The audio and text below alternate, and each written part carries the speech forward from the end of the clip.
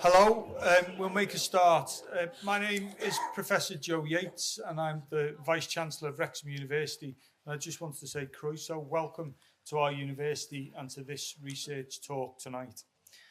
Peter was a senior lecturer here at the university for almost 20 years, covering topics from the Roman period through to the Cold War.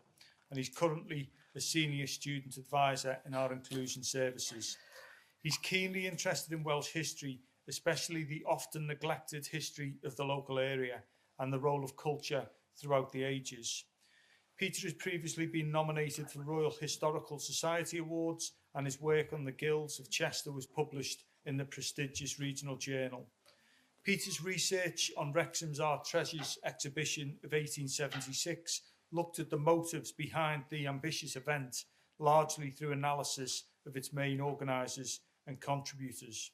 And tonight, Peter will talk us through the scope of the cultural artefacts on show and the reaction to the event and its relative successes. So without further ado, I'll introduce Peter.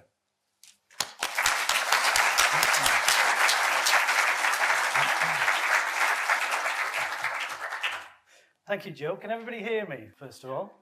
Yeah? Thanks very much for that introduction, lovely introduction. And thanks, everybody, for coming. Nice to see so many people here. You do realise Jason Donovan's next month, don't you? Because you're going to be disappointed otherwise. But culture of a different type tonight, really. I want to talk a little bit about this grand cultural event that came to Wrexham in 1876, and that is the Art Treasures exhibition. This took place between July and November of that year. And I think despite its significance, this is what I think anyway, despite its significance, not much has really been done on it. So I want to share some of my research on this event and tell the story of it really, I suppose. But also I want to think about who was behind the event, some of the motives for the event, and whether it was a success. Did they succeed in their ambitions? I'm also interested in the way in which this event of 1876 really tapped into some quite important themes, historical themes that we see in Britain in this period, particularly the use of art and culture to demonstrate improvement and elevation. And that's particularly true in the towns and cities of in northern Britain in particular, and in northwest Britain, places that are usually better known for industry. And so I want to talk a little bit about that. And also I want to think a little bit about the sort of class relations, what the Art Treasures exhibition of 1876 can tell us, I suppose, about the relationship between the classes in that period. Before we get to that, though, a little bit of context. And here I get to use the clicker. A little bit of context. What was Wrexham like by the late 19th century? Well, by that time, Wrexham was a town of around about 10,000 people, so comfortably the largest town in the region. Its prosperity, such as it was, had been built on the cloth trade, the leather trade, and other trades too. But its prosperity really lay in its location, because it was able to benefit from trade routes from Yorkshire, Lancashire, Cheshire, and Shropshire. By the 19th century, things were starting to change. The Industrial Revolution, of course, changed everything. And Wrexham's own trading identity was changing too. So by the 19th century, especially the late 19th century, we start to see Wrexham's trading identity based more around coal, iron, later on steel, and of course, the all-important brewing industry. But in 1876, in the year that we're interested in, Wrexham was very much an improving town. And that word improvement was really a byword for the Victorian era. And we could say that Wrexham was very much an improving town. And we see this in all sorts of ways in 1876 itself. It was in that year that that the Football Association of Wales was formed in Wrexham, in the Wednesday Arms on Wrexham's High Street. 1876 was also the year in which trams were introduced into Wrexham to connect the wider communities. 1876 was also the year in which the Eisteddfod visited Wrexham for the first time. So a nice bit of circularity there with it visiting again this year. So it would appear that Wrexham was very much on the up, a typical improving town. However, you wouldn't necessarily know that from the national and international press that was in the town in that year. And I'm going to, as I work in the inclusion department now, I'm going to read out all the slides. But that does mean I've got to put my glasses on. So this is a couple of comments from the Melbourne Argus. Wrexham is a cold, flat, grey, mean-looking town where one is received with total apathy. The Spectator, an ugly and uninteresting place, flat, dull, dirty, and crowded with people who are unbeautiful exceedingly. Well, not a very flattering portrait, and really contradicting what I've just been saying as Wrexham as an improving town. However, slightly ironic too, because the reason that these commentators from far and wide were actually in Wrexham was to celebrate another sign of that improvement, which was the Art Treasures exhibition. We'll come back to these commentators later on, but I want to turn now to the actual Art Treasures and just think a little bit about its beginnings, I suppose. So, really, the idea for an Art Treasures exhibition, it really came out of the Eisteddfod, which was to visit Wrexham in August of 1876. And some members of the organising committee for the Eisteddfod, certain prominent gentlemen, were hugely disdainful of the art exhibition that was planned as part of the Eisteddfod, and which is a common part of the Eisteddfod even today. And they determined that they would put on a better show. But crucially, this show, although it would run around about the same time as the Eisteddfod, it would run for longer, but crucially, it would also be housed in a separate part of town and in a separate building. So it would be a completely separate event from the Eisteddfod. And the man behind it, really, and the person who dominates the sources is this chap here, William Cornwallis West, or Major William Cornwallis West, to give him his title. And William Cornwallis West was, I suppose, in some ways a typical aristocrat, born into an upper-class family with links to Denbighshire and also lands in Hampshire. Later on, through marriage, he would also have links to the Duke of Westminster and even Winston Churchill's family. In 1876, though, he was the Lord Lieutenant of Denbighshire. And he was situated in Ruthin, in Ruthin Castle. He would also serve as a Justice of the Peace for Denbighshire and Hampshire. He would also be a colonel in the 4th Battalion, the Royal Welsh Fusiliers, and in 1885, he would become, like his father before him, the MP, the Liberal MP for Denbighshire West.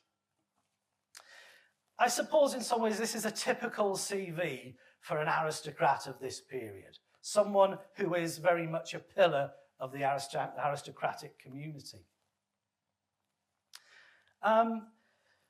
More importantly and more pertinently, though, I think for our purposes, William Cornwallis West was also, or at least he considered himself to be, an art connoisseur, someone who was very interested in art. He was born in Florence, strangely enough. He was born in Florence, and he visited that city several times during his life as well. He learned to paint there. He would buy art from there as well. He had a dealer in Florence too. So he was very confident in his ability to put on a good show. And as I say, he's the person who would dominate the sources. What's important as well are his contacts and his influence, without which the Art Treasures exhibition probably would never have happened. And we get a glimpse, I suppose, oh, I've got it wrong already. We get a glimpse, I suppose, of these contacts and this influence through the Art Treasures exhibition catalogue, which was actually put together by the superintendent of the Art Treasures exhibition, a chap called William Chaffers, who worked for the South Kensington Museum, now the Victoria and Albert Museum. And this is a really good source. This is a source I used a lot in my research. And it's a really interesting source in that you've got quite a lot of detail about the artifacts, the paintings, and the artifacts themselves that were on display, over 3,000 of them. You've also got some nice lists, and all historians love lists, don't they? You've got some nice lists of people involved in the exhibition. So here we see one page of a list of guarantors. These were the people who provided money to get the Art Treasures exhibition underway.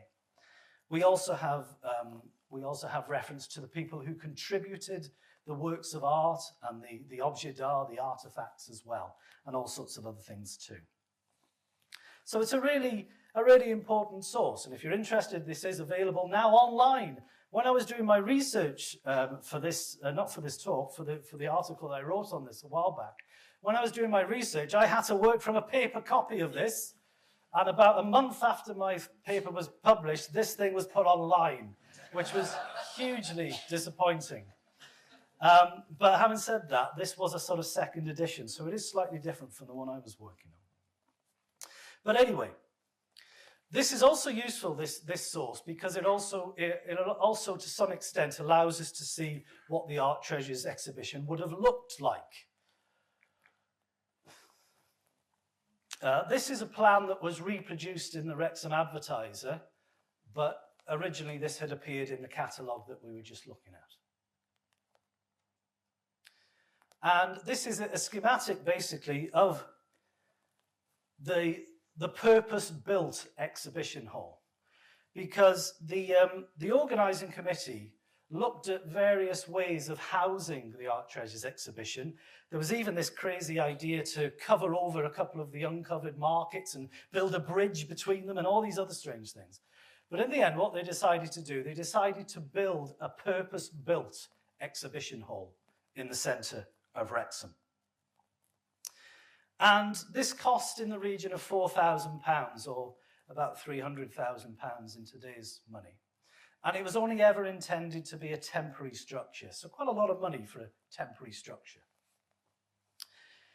It shouldn't surprise us, though, that the committee went down this route, this temporary structure, because this is actually something of a trend. Ever since the Great Exhibition of 1851 in London, in the Crystal Palace, which itself was supposed to be a temporary structure, other towns and cities up and down Britain had followed this same pattern.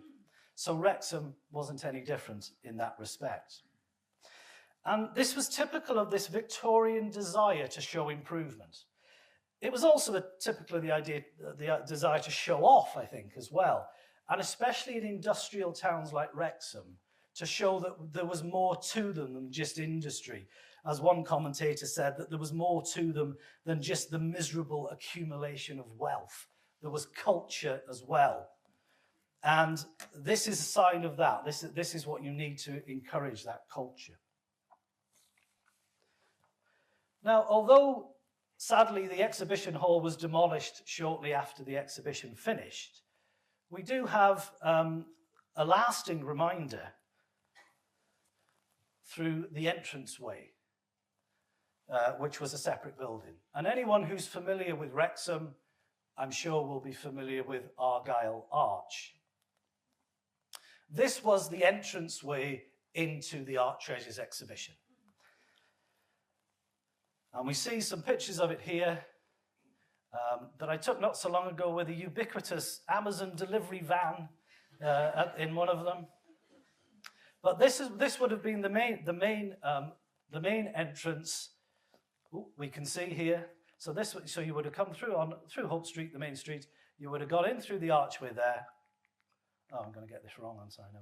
You would have gone through the archway, and then you would have gone, you likely would have gone through, you would have gone into one of these two museums here on either side. And if we look on these modern images, we can see the doorways that would have led onto those museums, which are shops today. And as some of you will know, this Argyle Arch and the buildings around it, which are called the Westminster Buildings, they were owned by a Scottish engineer called William Lowe. William Lowe famously was the Channel Tunnel pioneer. He came up with the idea of the Channel Tunnel in the 19th century. And a lot of people got very excited about this idea, Queen Victoria included, until the government decided it might be a way for the French to invade. So they sort of knocked it on the head. But William Lowe allowed the archway and the land behind it, which belonged to him as well, to be used for the exhibition hall. So the archway is the entrance and the exhibition hall beyond. So if we just go back to the image here, you can see you would have come in through the archway, you would have gone into one of these museums, or both of them at some point. The museums themselves would have housed Oriental antiquities that were said to be remarkable. In fact, so good that the Tsar of Russia himself wanted to loan them. I don't know how true that is, but that was supposedly the case. After that, you would have gone into the entrance hall here. And again, quite interesting to see that, you've got a reading room, a lavatory, which is a big thing, of course. But you also would have had a dining room, a buffet room here, as well as a second-class refreshment room and a first-class dining room. So again, that just sort of hints, I suppose, at the class structures of the time. And you would have walked along this entranceway here, this covered entrance, and this would have been festooned with statuary, with busts, with plate, with all sorts of other things too. And but this would have merely been an hors d'oeuvre, a starter to the main course, which would have been housed in the art gallery itself. And we can see the main art gallery. This is where the most important works of art would have been housed. The most important artifacts would have been housed as well. And we can see the art gallery surrounded by the industrial annex. And we're fortunate in that we have, I'll get this right in the end. We're fortunate in that we have an image of the opening ceremony. And I made this a slightly different color because I was trying to be inclusive, because I do work in the inclusion department, but it's come out a little bit garish, so I do apologize for that. But we have an image here of the opening ceremony that shows us a little bit of what the exhibition hall would have looked like. This is the opening ceremony, 22nd of July, 1876. And this was reproduced in the Illustrated London News. And we can see here these cabinets, which are stuffed full of artifacts, going all the way back to the back wall on either side. We can also see, if we look closely, we can see on the back walls all these paintings, all grouped together under the names of their artists. Again, on both sides and all the way along the side and to the back of the hall. Also, you might just about be able to make out this huge organ at the back. 2,500 pipes, no less. And this, again, was built, it was purpose-built for the exhibition. Because William Cornwallis West, he was very keen that the exhibition wasn't just about things you look at, it was also about things you heard. And he thought this would be a bit of a money spinner, because he talked about the national instinct of the Welsh for music. They're bound to come to the choral concerts and various other things. And we can see at the front, we can see Cornwallis West here at the front, alongside the Duke and Duchess of Westminster, who were the patrons. The Duke was the president of the art treasures. And Cornwallis West here.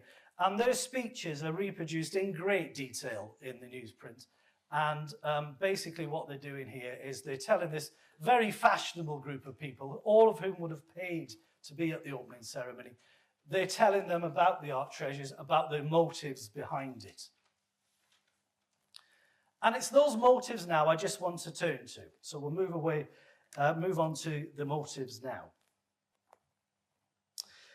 As you sift through the sources, it becomes apparent that there are a number of motives behind the Art Treasures exhibition. Some are quite easy to see, some are a little bit more opaque and would need a little bit more analysis.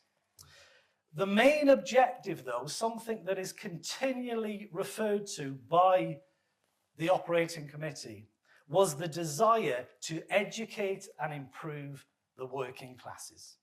The Art Treasures exhibition was designed to bring culture to the masses, basically, affording them the rare opportunity to engage with high culture. Now, we might question this motive, we might question this as a reason, but in fact, this was something of a preoccupation amongst polite society and the aristocracy in Britain in the 19th century. This desire to almost civilize the working classes who were often parodied as unreliable, as immoral, as depraved in some way. As William Cook Taylor put it, excluded chiefly by class from nobler pleasures, the worker is driven to seek the pleasures of gin and brandy, to find exercise in the impure dreams of intoxication and the miserable distractions of debauchery. And this was a common refrain, because at the end of the day, Britain's prosperity rested upon the working classes. And for a lot of well-to-do folk, these working classes weren't behaving in a very moral way, so they thought anyway. So that was the ostensible reason to elevate and educate the working classes, which is something I'll come back to. I think a case can also be made in the Art Treasures exhibition. I think a case can be made when it comes to motives for putting on an exhibition that also appealed to Welsh identity. And it's true to say that there were lots of these exhibitions in Britain since 1851, since the Great Exhibition. There were lots of these exhibitions, and they were all perhaps much of a muchness. What the 1876 organisers wanted, they wanted something that was unique. They wanted something that put Wrexham on the map, that showed Wrexham's confidence, its improvement. And one way they did this was by appealing to Welsh identity, to rather hazy notions, I suppose, of Welsh identity, Welsh history, Welsh myth and folklore. And we see this in a number of the exhibits in 1876. For example, if we think about some of the manuscripts that were on show, we have the manuscripts that today make up the Penarth collection in the National Library of Wales. So we have the Black Book of Carmarthen, which was the first, reckoned to be the first writings in Welsh. We have the poems of Taliesin, the first poetry in Welsh, and much else besides. In terms of art as well, we also have a healthy representation from Welsh artists. And probably the most important was Richard Wilson, the 18th century Welsh artist who even in his time became pretty significant. Richard Wilson was born in Powys. He spent a lot of time in Italy and before moving and finally dying near Mold. And the superintendent of the Art Treasures, William Chaffers, who put the catalogue together, he really wanted to bring together Richard Wilson's art in Wrexham. And what we must remember is that the idea that you can just walk into an art gallery and see these things, that really wasn't an option, especially in a place like Wrexham. In London to a large extent, yes, but not outside of London. And William Chaffers wanted to bring together Richard Wilson's works of art. And he wanted to do that because he wanted to inform people, to educate people about the way in which landscape art had evolved. Because Richard Wilson is often seen as a revolutionary when it comes to landscape art. So in the Art Treasures exhibition and in the catalogue, there are no fewer than 19 works of art attributed to Richard Wilson. And I've just picked out 3 here just to demonstrate this appeal to sort of Welsh identity, to Welsh myth, to Welsh folklore. And we can see from these images here places that would have been familiar to many people from Wrexham and the border area. We have Dinas Bran from Llangollen, which was contributed by Sir Watkin Williams-Wynne. We have the River Dee near Eaton Hall from the Dean of Chester. And we have the view near Winstay. And when we look at these, you know, it doesn't really look much like North East Wales, does it? But, you know, there's a real sort of sense of romanticism, there's a real bucolic charm to these things, I suppose. But there's also a sense of familiarity, I imagine, too. And what William Chaffers, the superintendent, is trying to do, he's trying to create a visual narrative that is both wondrous but also seemingly familiar. And, you know, you look at this and there is that sense of wonder. I mean, when we look at, for example, the view near Winstay, you could equally be in the Bay of Naples with Vesuvius in the background, couldn't you, I think, there. But again, he's creating something that is wondrous. I suppose he's tapping into the sort of mystery and romanticism of Wales. And in fact, Richard Wilson, that was part of what he was known for, which is really bringing Wales to the people, you know, making Wales visible through art. And I suppose as the viewer, you're being seduced by this art and seduced into a lesson on landscape art, whether you realise it or not, albeit in an idealised Welsh landscape. All the better for your elevation, for your education. And again, it comes back to that desire that the operating committee had. I should say, methodologically, it was when I was putting this talk together, I was trying to work out which pieces to show. And I was going to show the Summit of Cadair Idris, a famous Wilson painting, which was displayed and attributed to Wilson in 1876. But it turned out, actually, that wasn't a Wilson. It was one of his, somebody who worked for Richard Wilson.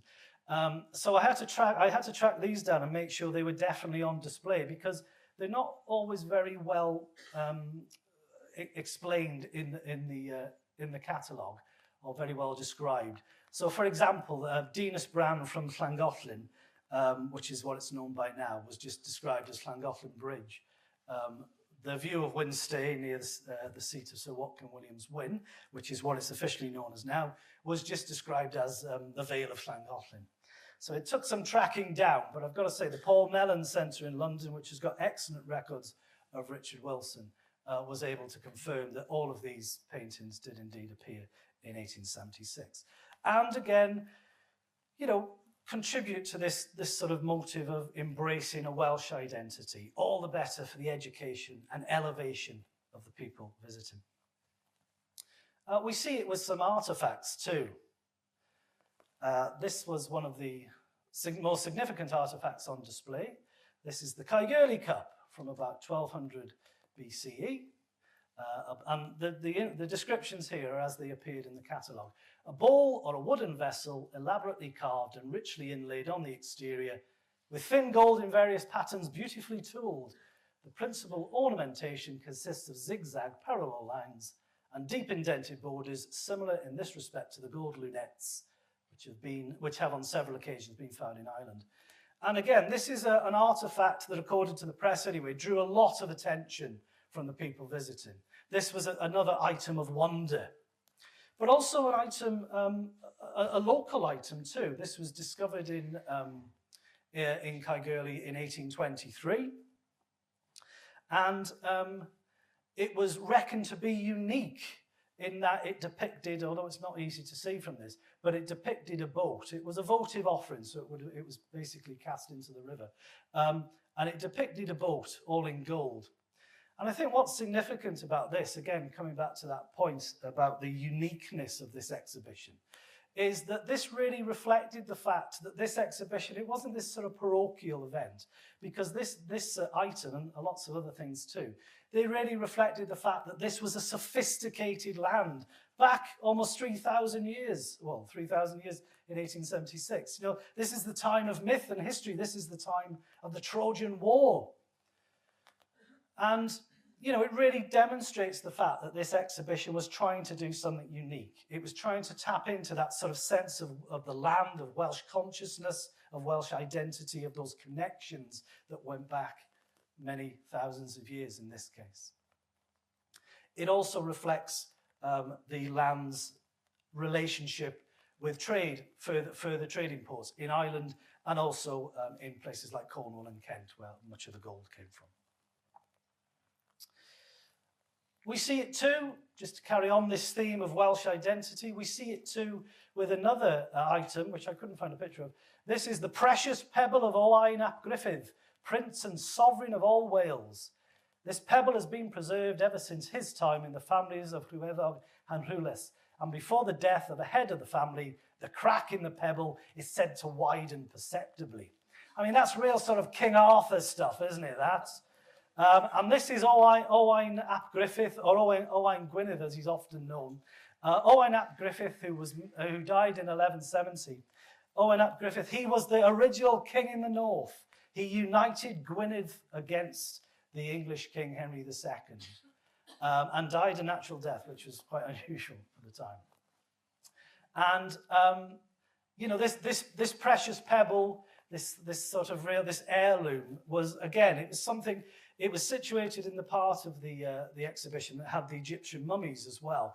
But apparently this was all people wanted to see, this pebble of Owain ap Griffith, the king in the north, the king of North Wales. Interestingly too, this was contributed by Richard Lloyd Price, who also introduced sheepdog trials into Wales. So there you go, not only a creator of history as well as a custodian of history. So I think in line with the operating committee's desire to educate the masses, we also see this deliberate evocation of Welsh history, of Welsh myth and legend. The better to engage the public, the better to educate the public. And also I think to provide that sense of belonging and uniqueness, which you don't really see in other exhibitions, not so much anyway. And this was summed up, this desire for Welsh identity. This was summed up by a writer for the Field magazine who said, "They are sharp enough," this is the organising committee, "they are sharp enough to see that this Welsh emphasis helps to preserve the national character and keep before the world, and especially England, the fact that they were once a separate people and have yet traditions of past greatness." Once a separate people. Anyway, but it sort of sums up that appeal to Welsh identity that others were obviously able to see. I want to move on. I think when considering motives, it would be remiss of me to not mention the fact that, you know, a lot of people suggested that the Art Treasures exhibition was got up in a political style. It was done for political reasons. A great networking event, a bit like we had before you came in here. And I think, you know, there's undoubtedly some truth to that. You know, Cornwallis West himself was a Liberal, or he would become a Liberal MP. We have the grand old man, William Gladstone, 4 times Liberal MP. He was involved in the Art Treasures. He was a guarantor. He also provided some artefacts for it. The Duke of Westminster, who was the president, he was also a Liberal MP and later Liberal peer. We have Lord Clarence Paget, the son of the Marquess of Anglesey, who was a Liberal MP from Kent. We have Lord Vivian, who was a Liberal MP from Cornwall. And we have people like Philip Henry Howard, who was a really important contributor and who was connected to the Duke of Norfolk, the Dukes of Norfolk, who were really staunch Liberal supporters at this time. But Cornwallis West would laugh off these suggestions. He would laugh off what he called the vials of animosity that have been poured on my head. He would say that the Art Treasures was done for a pure purpose. It was done to elevate and to educate the working classes. And that brings me to my final section, believe it or not. And that is, did he succeed? Was it a success? Was the art treasures a success? Well, I suppose it depends how we measure success. There are all sorts of ways of measuring success, of course. One obvious way is by looking at the finances. Was the Art Treasures exhibition a financial success? Well, the answer to that was a resounding no. The Art Treasures exhibition made a huge loss, £6,500, or £500,000 in today's money. Why? There were lots of reasons put forward as to why it made such a financial loss, but undoubtedly the main reason that Cornwallis West kept coming back to was because the working classes did not patronise it enough. Not enough people visited from the masses. Basically, they were to blame. Now, and he actually said, allowance was not made for the comparatively barren soil in which the exhibition was planted. But actually, if you look at the detail here, not only is that probably slightly incorrect, it's probably not true, and it's certainly not the only reason. Another reason, I think a more compelling reason, might be the fact that there was a great deal of overspend on the exhibition. For example, I've already mentioned nearly £4,000 spent on the erection of the exhibition hall. And it was only the budget for this was £2,500, but actually, because Cornwallis West wanted the great big organ, which hadn't been in the original plans, they had to change the shape of it. And that cost a lot more money. There were also problems with contracts. There was also a lot of money paid to William Chaffers, the superintendent, £465, an enormous sum of money, as well as £54 for his living expenses, which was more than all of the rest of the organising committee put together. We can look at lots of other things too. The money that was spent on the grand concerts, 729. The money that was spent on the band, 477. We can see also that £514 was spent on the glass cases to house the artefacts, and then they were sold after the exhibition for just £149. So it seems like there's actually quite a lot of financial mismanagement going on here. And also that claim that the people didn't support it enough, also we might take issue with that. If we look at this figure here, 3195, £3,195, that is the money taken in from the ticket receipts. And the tickets would have cost between 6p and a shilling, depending on what time of the day you went. And even if we take the sort of medium ticket price and divide it by that, without going into all the mathematics now, we get to a figure of about 110,000 people who visited the exhibition in total. Cornwallis West, though, would claim that only 50,000 people visited. And we might wonder why he did this, why he played down the numbers. Well, because it allowed him to weaponize this narrative of the working classes having let them down. And he basically used this in his posh gatherings, which he seems to do a lot of in 1877, to raise money to pay off the debt, which eventually he does. So we might suggest that actually in terms of visitor numbers, it was a success, if not financially.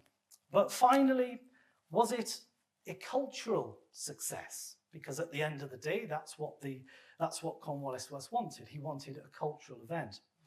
Well, again, that's tricky to say because it depends on how we define culture. But if we think of culture possibly in the same way that the Victorians would have thought of culture, which was the engagement in art and philosophy that elevates the minds, that brings improvement and progress, then perhaps we can say it was a resounding success. We've already seen some examples of important Welsh culture, but you can add to that all sorts of other things too. And I've included these three here just because they're probably the most famous. But items that really reflect Britain's turbulent history, often, but items of real significance.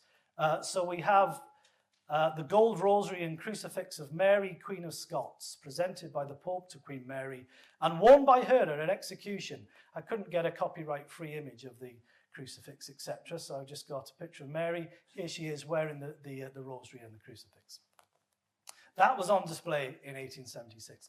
We also have, sticking with this theme, we also have the watch given by Charles I to Mr. Herbert when going to the place of execution.